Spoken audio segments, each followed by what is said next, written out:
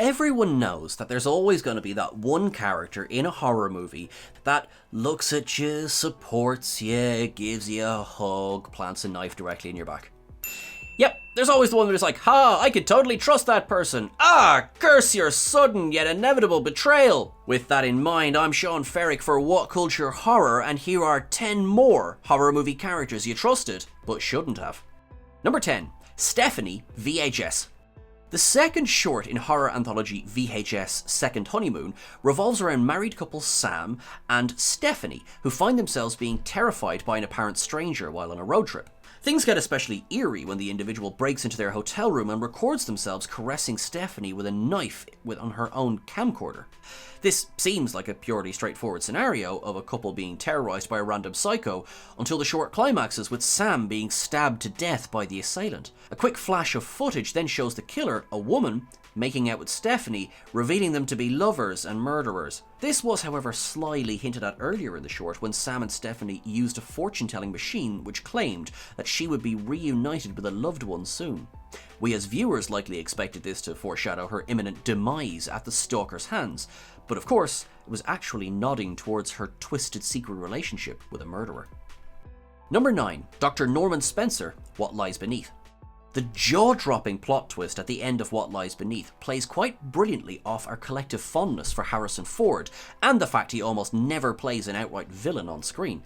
Ford stars as successful professor Dr. Norman Spencer, all while his wife Claire, played by Michelle Pfeiffer, comes to believe that their home is being plagued by the supernatural presence of a missing woman, Madison Elizabeth Frank, played by Amber Valletta. Even when it's revealed that Norman had an affair with Madison and she later died, audiences couldn't be blamed for believing Norman when he claims that she killed herself after he ended the affair, and in a panic he disposed of the body. Ford's just that damn charming, and even when he's playing a character as evidently flawed as this, but the penny eventually drops when, instead of confessing as agreed, Norman drugs Claire and attempts to drown her in the bathtub, while admitting that he murdered Madison after she threatened to tell the college's dean about their affair.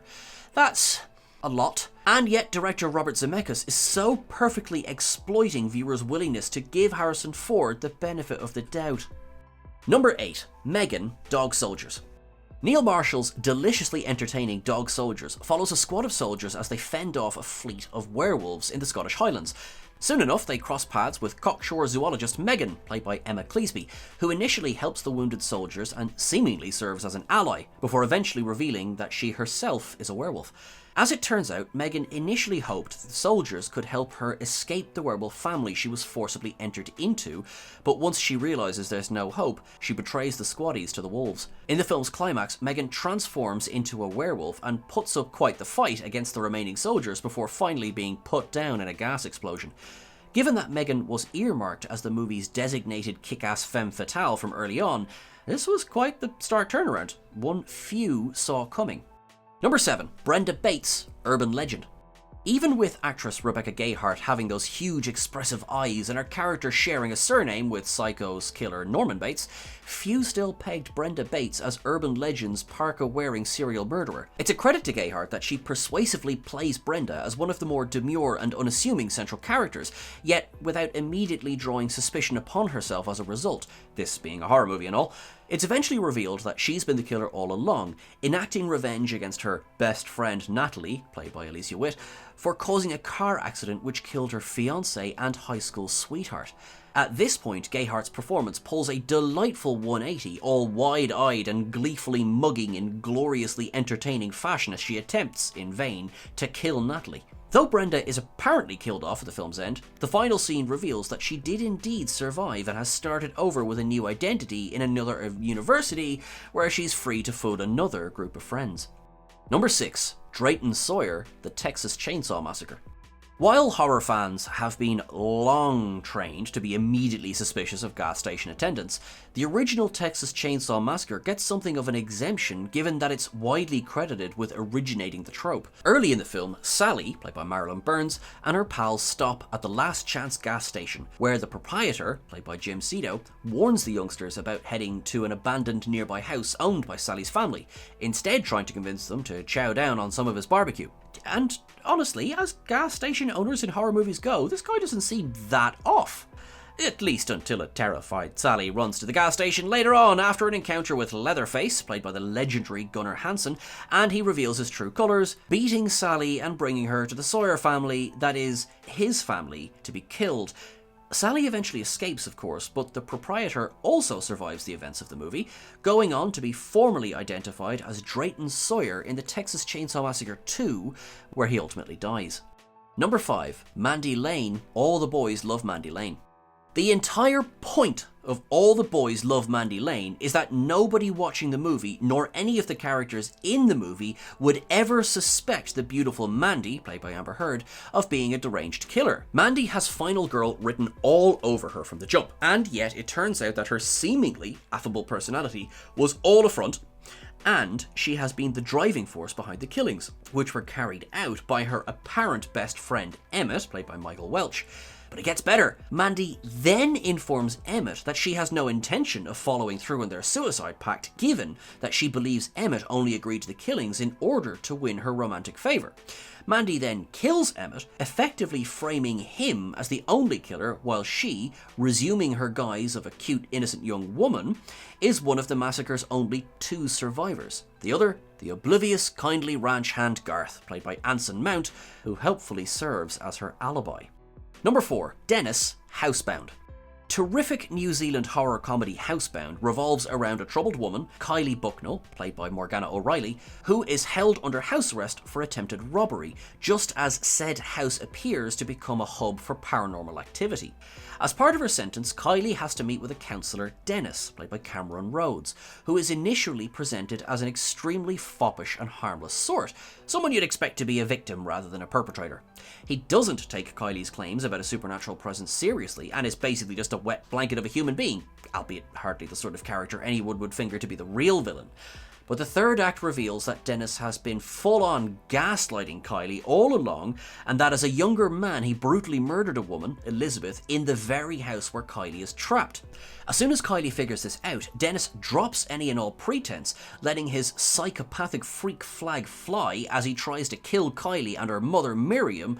Satisfyingly though, Dennis ends up having an electric carving fork stabbed into his jaw, which when powered by a car battery causes his head to explode in a fountain of gore. Lovely. Number 3. Olivia Barron, Truth or Dare. Unlike other characters on this list, it wouldn't really be fair to call Truth or Dare's Olivia Barron, played by Lucy Hale, a villain, even if the ending certainly paints her in a decidedly less sympathetic light. Olivia is the movie's protagonist who finds herself caught up in a deadly cursed game of Truth or Dare, where any player who breaks the rules, that is, lies or refuses to do the dare, ends up dead. At the start of the picture, Olivia is presented as a highly affable and selfless person with a passionate desire to help others. But this innate goodness is thoroughly eroded by the film's end when her life is put on the line. Olivia and her best pal Marky, Violet Bean, eventually come face to face with the demon instigating the game, who informs them that there's no way for them to survive without adding participants to the mix. And so Olivia decides to upload a YouTube video explaining the game, in turn forcing anyone who watches the video to join the game while staving off her and Marky's demise for the foreseeable future. It's an especially galling choice on Olivia's part, given that she literally states earlier in the film that she'd sacrifice herself in order to save the human race, and yet when put on the spot, that clearly wasn't the case. Number 2. MARYBETH Hutchinson, The Faculty. In fairness, can anyone really be blamed for letting their guard down around the faculty's MARYBETH Hutchinson, played by Laura Harris? The adorably naive and southern accented new student of Harrington High School gives off no suspicious vibes at all. But of course, that's precisely why she's eventually revealed to be the queen of the alien species turning the school's teachers into mindless drones. Taking the guise of a cute, friendly high schooler was the perfect choice to ensure that neither the audience nor the movie's characters would ever peg her as the ultimate antagonist. And so in the third act, MARYBETH drops her disguise, and at one point, her clothes, as she reveals her grotesque alien form in what proves to be quite the genuinely surprising twist. She soon enough gets what's coming to her, though, when she ends up stabbed in the eye with a couple of pens packed with drugs, killing her and returning all of the zombified teachers to normal. Number 1. Will Benson, I Still Know What You Did Last Summer. Horror fans should know it's always risky to blindly trust the nice guy, especially if they're also a love interest, as they certainly found out in I Still Know What You Did last summer.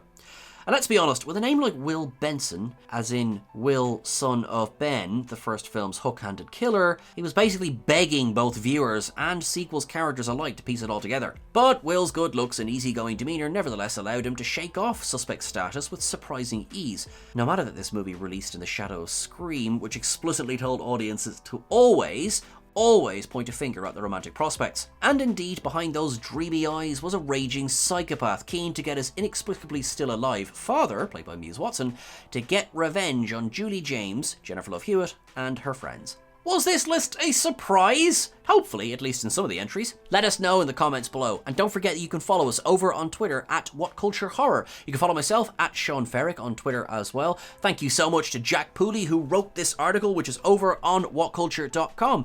Until I see you again, look after yourselves. Make sure that you don't trust anyone for any reason ever at any time. Alright, maybe that's a bit harsh. You can trust someone. Trust me. I can be trusted. Bye.